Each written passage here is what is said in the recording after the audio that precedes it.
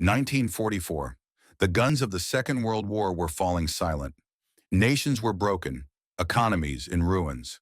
But one country stood tall, the United States. It held three-fourths of the world's gold.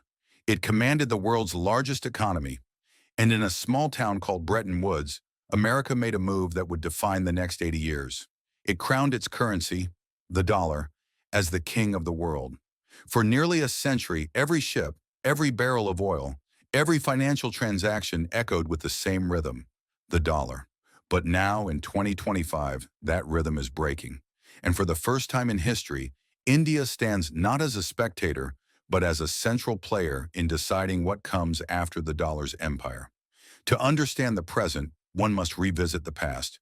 Once, trade began with barter, rice for cloth, wheat for cattle, but barter was inefficient. Then came gold, shining, trusted, eternal, and later, paper receipts, the first notes. Slowly, the idea spread, paper backed by gold. But the turning point came in Bretton Woods, 1944. 44 nations agreed their currencies would link to the dollar, and the dollar would link to gold. Gold meant dollar, dollar meant gold. Stability, predictability, and American control. Then came 1971, the Nixon shock.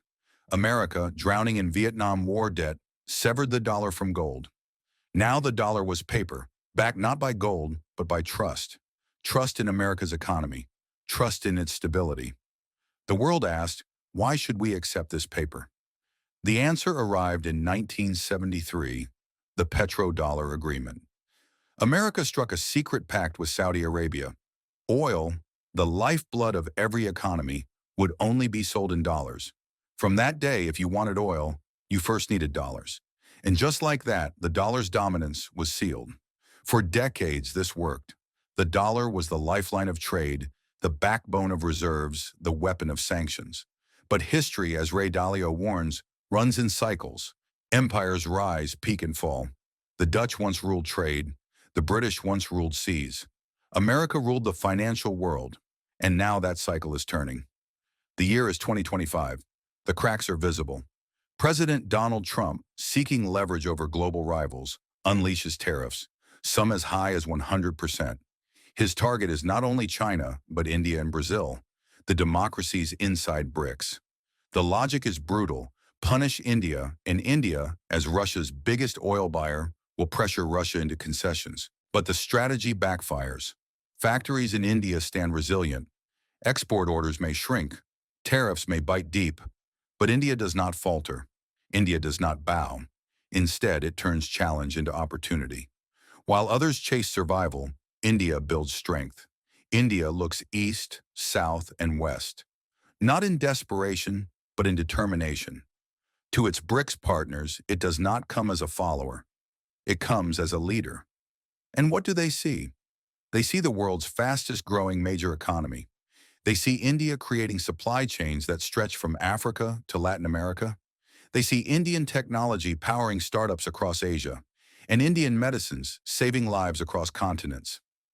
They see India's rupee beginning to walk the path once reserved only for the mighty dollar.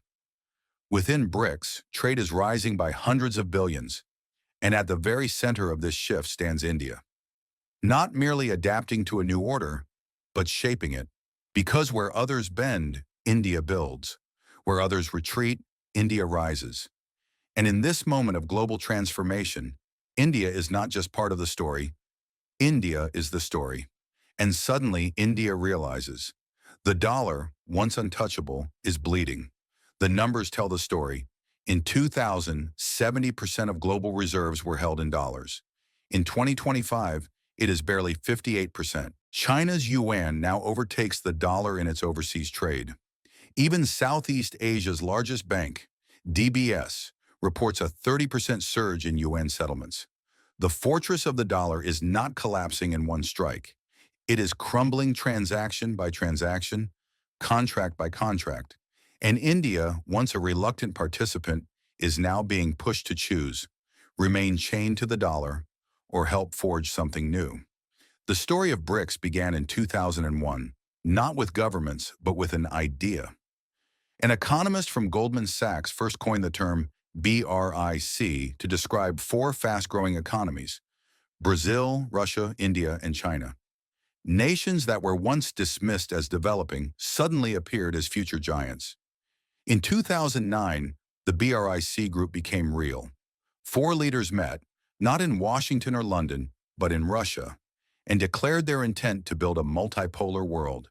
A year later, South Africa joined, and BRIC became BRICS. What began as an economic label was now a political force. But India's role has always been unique. While Russia brought resources, China brought manufacturing, and Brazil brought commodities, India brought balance. A democracy among authoritarian partners, a nation trusted by the West, yet respected by the global South. India was the bridge, the connector, the counterweight to Chinese dominance. As years passed, BRICS expanded its vision. A new development bank was created, headquartered in Shanghai but with India as a founding shareholder. Infrastructure projects, trade agreements, energy partnerships. BRICS was no longer a discussion forum, but an alternative system in the making. And in 2024, when new members like Egypt, Ethiopia, and Saudi Arabia joined, the world realized this. BRICS was no longer just 5 countries. It was becoming a movement, a coalition representing most of humanity, united by one mission: to reduce dependence on the dollar. Here, India emerges as a forerunner. Russia brings vast resources. China brings manufacturing power. Brazil brings rich commodities. South Africa brings diversity and resilience. And India adds balance, the steady hand, the democratic voice, the technological innovator. And today, with UPI and its digital payment revolution, India has the chance to shape BRICS, not just with words, but with infrastructure. If BRICS one day launches a shared settlement system, chances are it will carry the DNA of India's technology. This is why India matters, not as a follower of BRICS, but as its potential architect. Every drop in global demand for dollars means fewer buyers of U.S. debt. It means higher borrowing costs for its people. It means sanctions, Washington's sharpest weapon, losing their bite.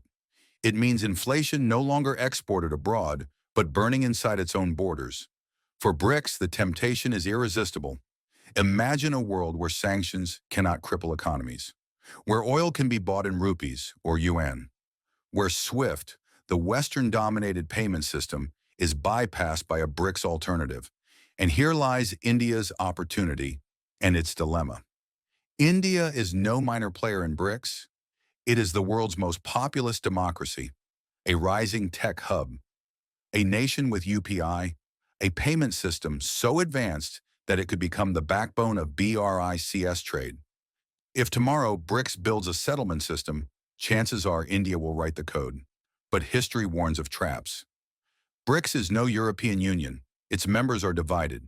India and China face border disputes. Russia remains under sanctions. Brazil's economy swings with politics. South Africa battles inequality. And one more truth: 70% of BRICS' GDP is China's. If the dollar is replaced only by the yuan, what has India gained? A new master in place of the old. So India stands at a crossroads. Will it submit to Beijing's dominance? Or will it chart an independent course, ensuring BRICS does not trade one empire for another? India's past holds lessons. When America froze Russia out of dollars after Ukraine, Moscow turned to India. Oil flowed, but payments came in rupees and rubles. For the first time, Indian banks became the center of an alternative system.